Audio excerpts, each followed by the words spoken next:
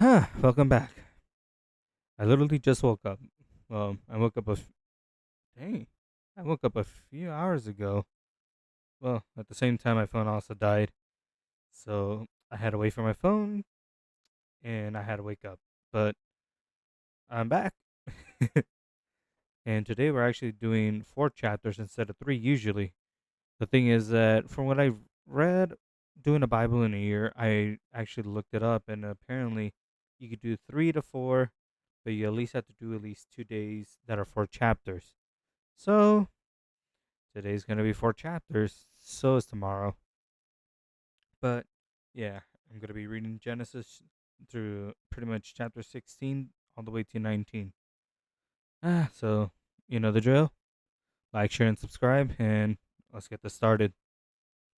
Now, Sarai, Abram's wife, had not been able to bear children for him, but she had an Egyptian servant named Hagar. So Sarai uh, said to Abram, the Lord has prevented me from having children. Go and sleep with my servant. Perhaps I can have children through her. And Abram agreed with Sarai's proposal. So Sarai, Abram's wife, took her to the Egyptian servant and gave her to Abram as a wife. This happened 10 years after Abram had settled in the land of Canaan. So Abram had sexual relations with Hagar, and she became pregnant. But when Hagar knew she was pregnant, she began to treat her mistress Sarai with contempt. Then Sarai said to Abram, "This is all your fault. I put my servant into your arms, but now she's pregnant. She treats me with contempt. The Lord will show who's wrong, you or me." Abram replied, "Look, she is your servant, so deal with her as you see fit."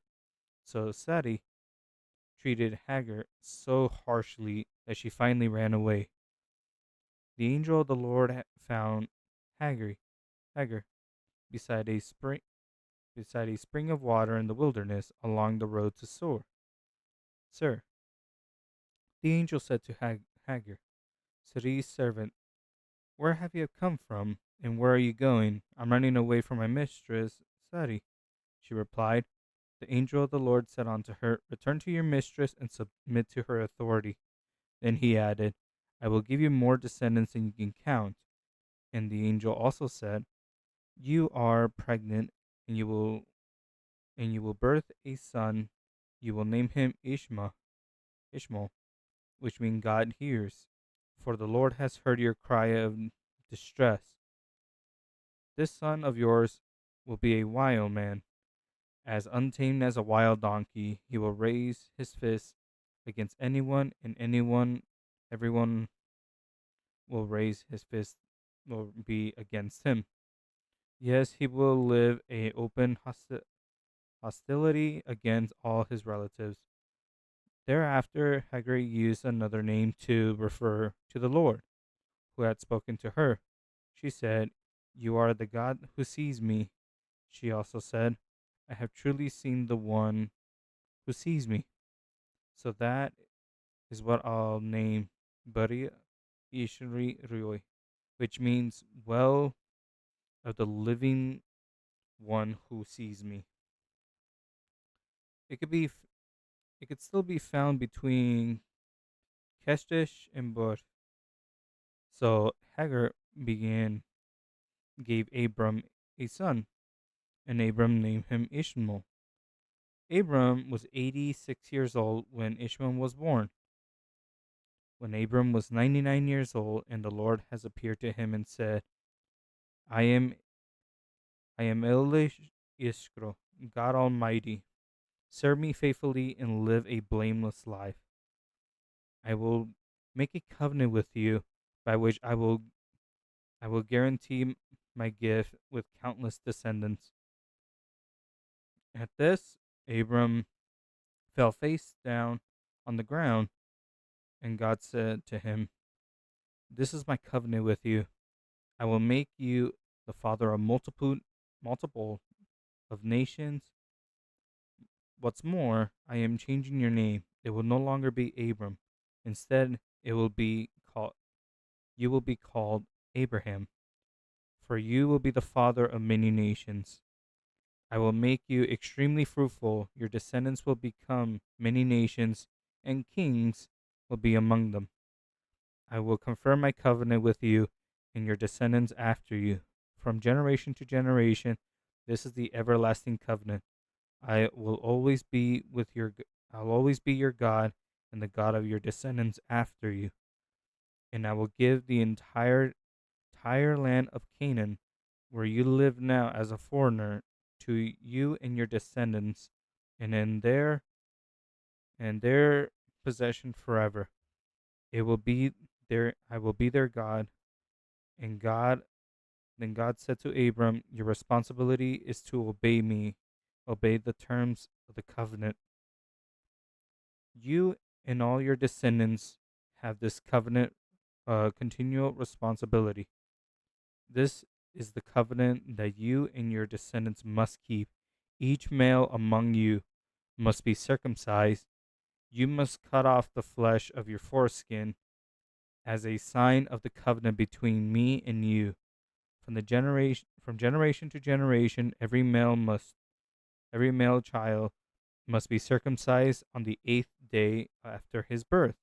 This applies not only to the members of your family, but also to your servants born in your household and foreign born servants whom you have purchased. All must be circumcised. Your bodies will bear the mark of the everlasting covenant. Any male who fails to be circumcised will be cut off from the covenant family for breaking the covenant.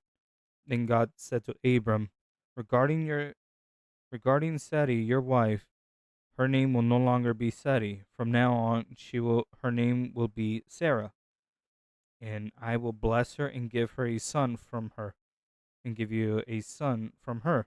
Yes, I will bless her richly, and she will become the mother of many nations. King Kings of nations will be among her descendants. Then Abram bowed his head to the ground, and he laughed to himself in disbelief. How could it? How could I become a father at the age of 100? I thought. He thought. And now Sarah. And how can Sarah have a baby when she is 90 years old? So Abraham said to God, may Ishmael live under your special blessing. But God replied, no, Sarah, your wife, will give birth to a son for you. You will name him Isaac, and I will confirm my covenant with him and his descendants as the everlasting covenant. As for Ishmael, I will bless him also, just as you asked. I will make him extremely fruitful and multiply his descendants. He will become father of 12 princes and will make him into a great nation. But my covenant will be confirmed with Isaac, who will be born from you and Sarah about this time next year. When the Lord had finished speaking, he left Abraham. On that very day, Abraham took his son Ishmael and every male in the household, including those born there and those that he had bought,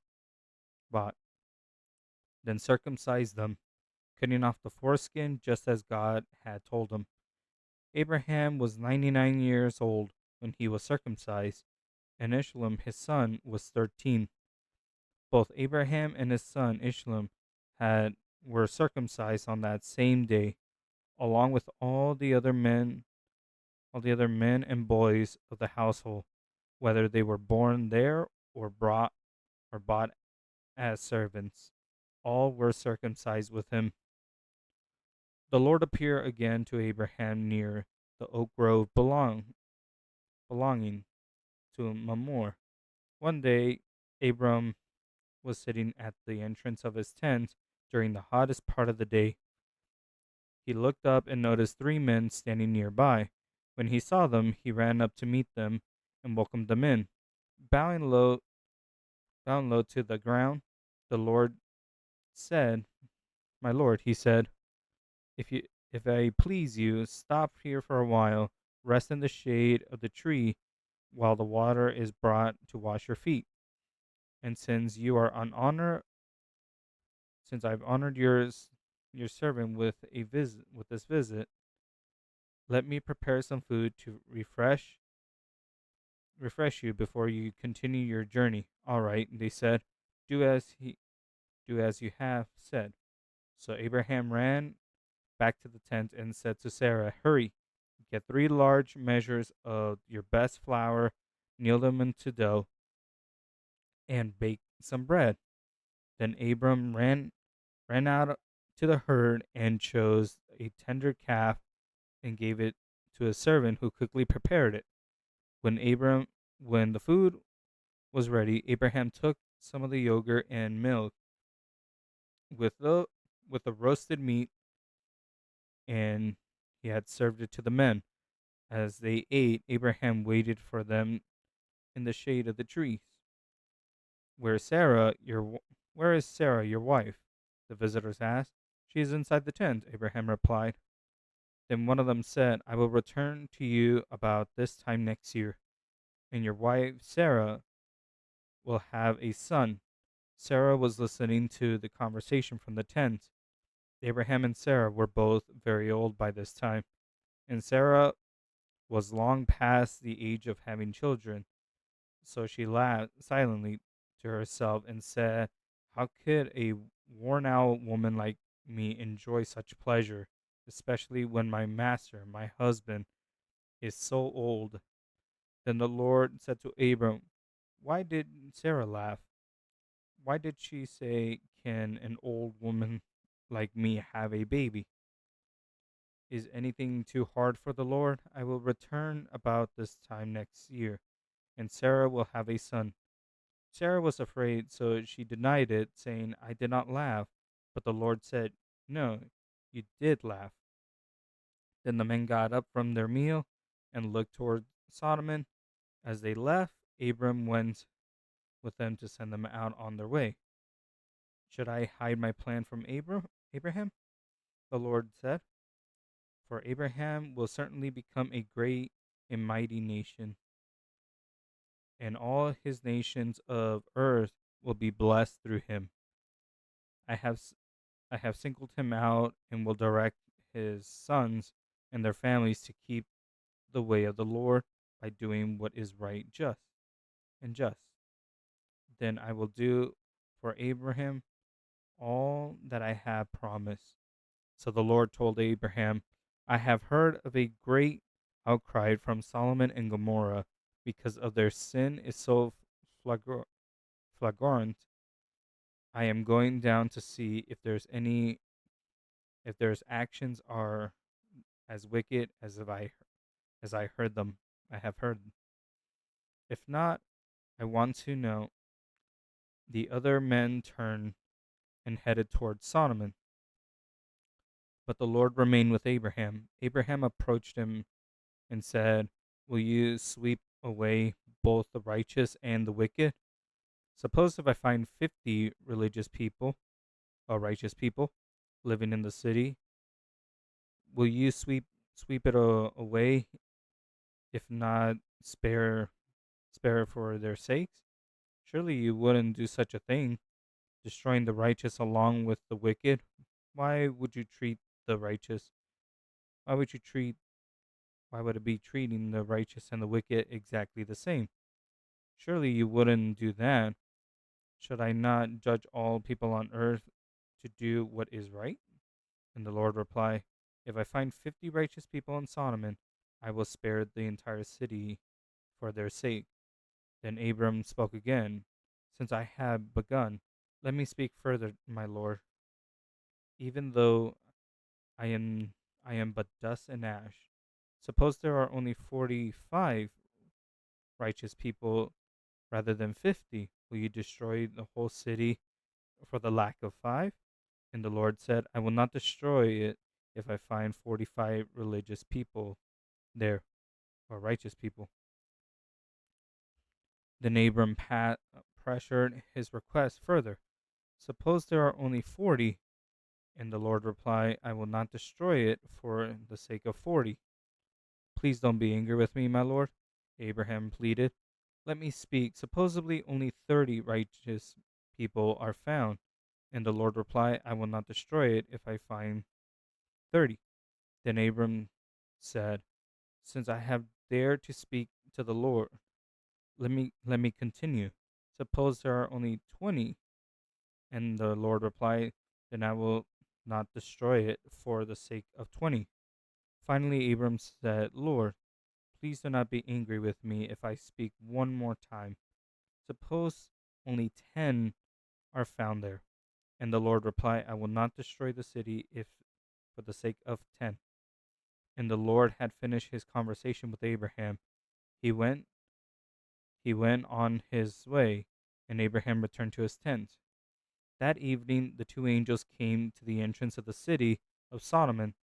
Lot was sitting there, and when he saw them, he stood up to meet them. Then he welcomed them and bowed with his face to the ground. My lords, he said, come to my home and wash your feet, and be my guests for the night. You might you may then get up early in the morning to be on your way again. Oh no, they replied. We'll spend the night out here in the city square. But Lot insisted, so at last they went home with him. Lot prepared a feast for them, complete with fresh bread made without yeast. They ate, and they ate. But before they retired the night, all of the men of Sodom, young and old, came from all over the city and surrounded the house. They shouted to Lot, Where are the men who came to spend the night with you? Bring them out so we can have sex with them. So Lot stepped outside and talked to them, sh- shutting the door behind him. Please, my brothers, he begged, don't don't do such wicked thing. Look, I have two virgin daughters. Let me bring them out to you, and you can do with them as you wish. But please leave these men alone,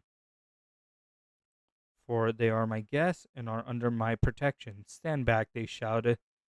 This fellow came to town as an outsider, and now he's acting like our judge. We'll treat him We'll treat you far worse than those other men. And they lunged towards Lot to break the door. But the two angels reached out, pulled Lot into the house, and bolted the door.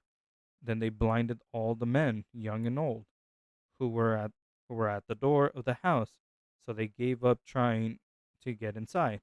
Meanwhile, the angels questioned Lot, Do you have any other relatives here in the city? They asked.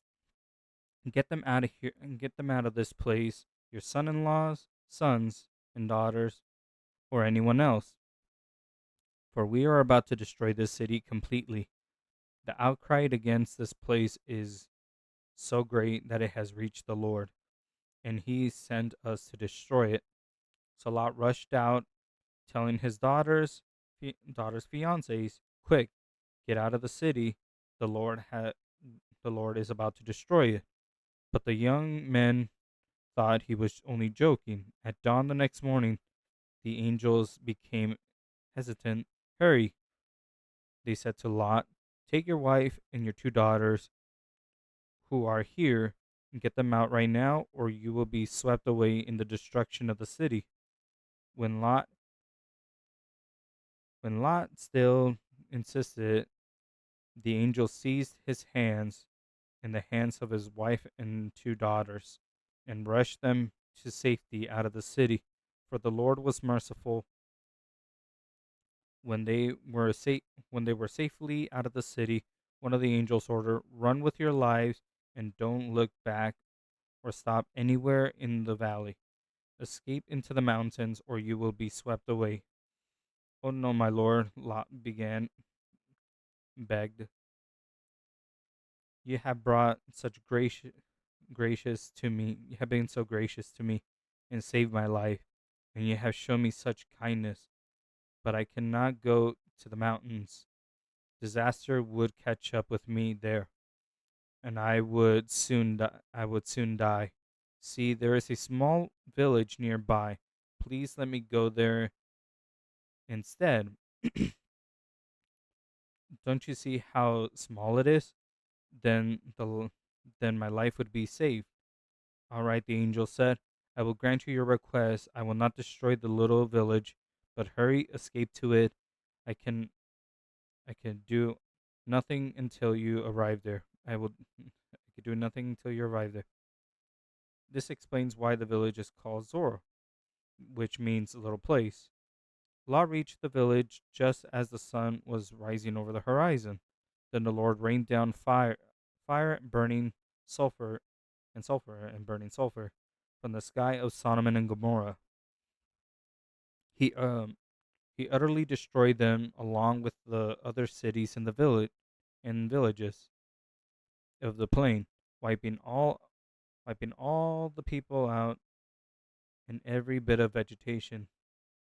But Lot's wife looked back as she was following behind him, and she turned into a pillar of salt. Abraham got up early that morning and hurried out to the place where he had stood in the Lord's presence. He looked across the plain towards Sodom and Gomorrah and watched as the columns of smoke rose from the cities like smoke from a furnace.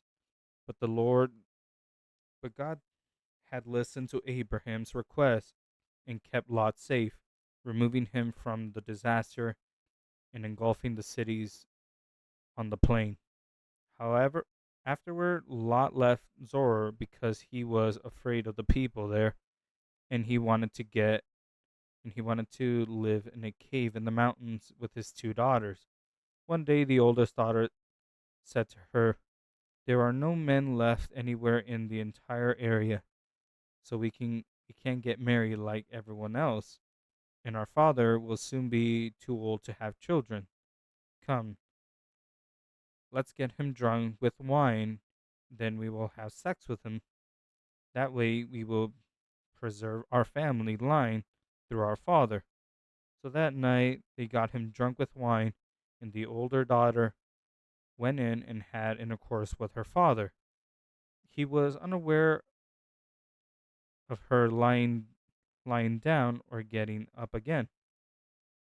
The next morning the older daughter said to the younger, "I had sex with our father last night. Let's make him drunk with wine again tonight, and you go in and have sex with him. That way we will preserve our family line through our father." So that night they got him drunk with wine again, and the younger daughter went in and had intercourse with him. As before, he was unaware of her lying down or getting up again. As a result, both of Lot's daughters became pregnant by their own father.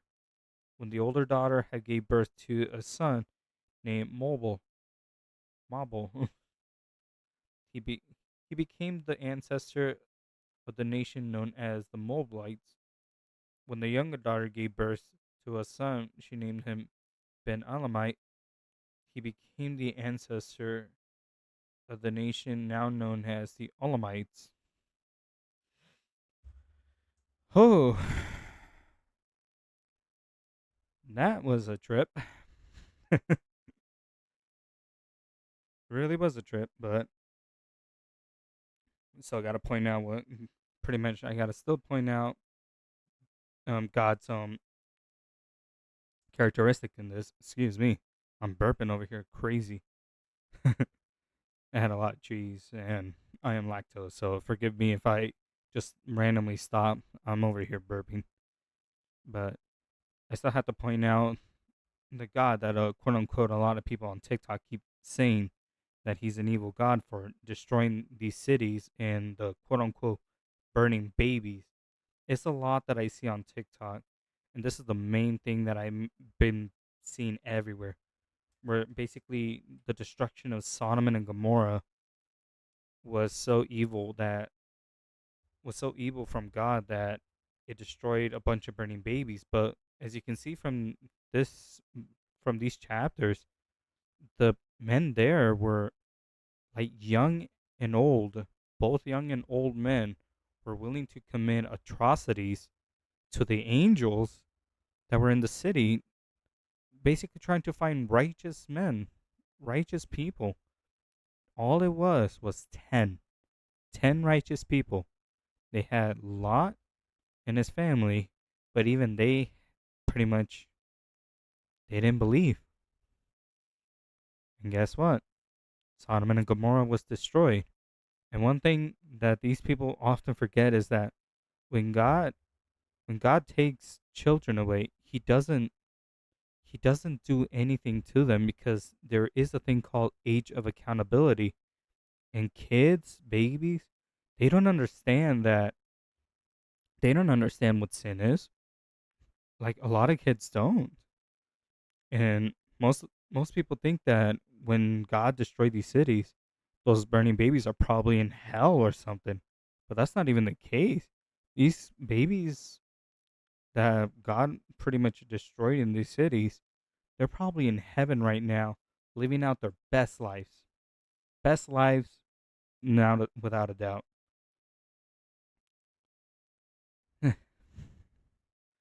I've been practicing that for a while. I actually read this not that long ago. But yeah, it even even Lot actually even said to God, "Thank you for saving my life," because even he knew that God wasn't just going to let him be destroyed in the city, because well, he was a righteous man, and even though the ending with the daughters was not something that a righteous man would do, but here's the thing: he was drunk. He got drunk, which I guess that's the reason why God considers drunk a sin, but not drinking a sin. But you kind of see. So a lot of people also like to point out that Lot's not pretty much a a righteous man for what he just did to his daughters, but you could argue about the drunken part. But another thing is that Lot was willing. I think later on it shows that Lot was willing to give his life away to the Lord every possible step. So being a righteous man isn't just doing the right thing; it's about giving your life to the Lord, and that's what Lot does later on in Genesis. And I think tomorrow is going to be the halfway point of Genesis. I actually looked up, and tomorrow, if I read the four, we should be halfway done with Genesis. Oh, my monitor was moving, but it looks like we're about to get into Isaac and his family, and then we're about to get in close. We're gonna get closer and closer to Exodus. But what else was I missing? Oh yeah, which is the lack of faith that Sarah had to the Lord. You can kind of see why. You kind of see this in the story where basically Sarah did not believe that the Lord would give him a child, but in the next chapter, he will. He will give Sarah a son. I guess that's all that I can see for right now. There is probably something that I am missing. I will have to look at it later on. But other than that, I'm still trying to figure out what people on TikTok are saying about an evil God in the Bible. Because so far, everything that's happened pretty much wasn't God doing anything evil. I mean, like at the very beginning, when we sinned against God and ate the forbidden fruit in the Garden of Eden, God basically took us out of the garden because if we ate the fruit of immortality, then we would be immortal and thus we would pretty much live in sin forever instead of just instead of just living for a couple hundred years and then dying. And then what else? Noah? I mean, can you blame me? Can you blame Noah? All the people had turned away from God. And in the story, it says that God wasn't like angry. He was heartbroken. He was heartbroken for the fact that he would have to destroy his creation. And he did. but he was heartbroken. He wasn't happy, glad. He wasn't up there. He wasn't up there in heaven going like, man, I wonder what creative stuff I can do. Raining something from heaven? Nah. A flood could work. No, he was heartbroken. He was heartbroken looking down.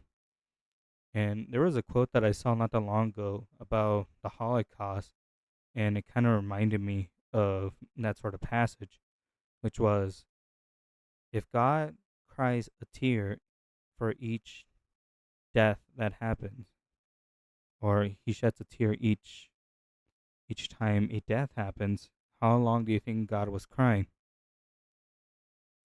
So just imagine all those people, all those generations that were all wiped out, and the only one left was Noah and his sons and their families.